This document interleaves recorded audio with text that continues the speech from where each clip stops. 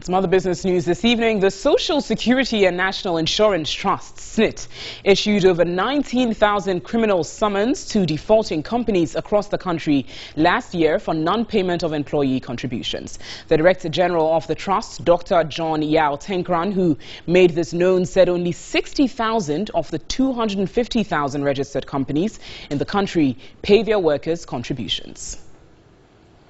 The Director General of Ssnit said even though compliance levels have improved, companies still fail to deliver even after several engagements. The court basically rules and it says that you are given a certain time to make the payment and then you have to comply, and if you don't comply, it's deemed a criminal offense.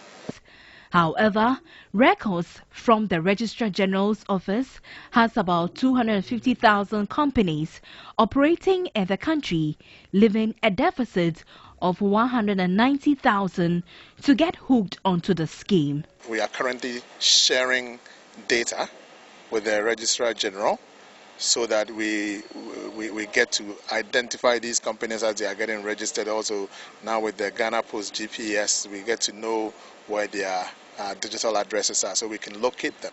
If the employer is not paying the Ssnit on their behalf, they are being cheated. The Trust has begun an awareness campaign to get employees to know the labor laws and rights to contribute. The first engagement was with the Greater Accra Regional Branch of Organized Labor. Participants were updated on how pensions are calculated. As for we the employees, that's the only thing we are doing, and we depend on our retirement so that one day when you retire, this Ssnit pensions can help you.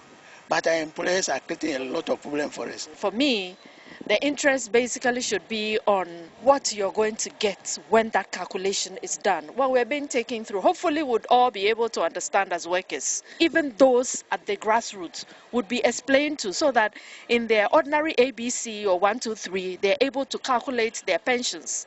Officials of the National Pensions Regulatory Authority also reacted to concerns of slow pace of migrating workers to the three schemes. Cap 30 is a colonial legacy, something that we inherited from our colonial masters. But going forward, our observation is that it is just not sustainable. And so something certainly has to be done, to make it work.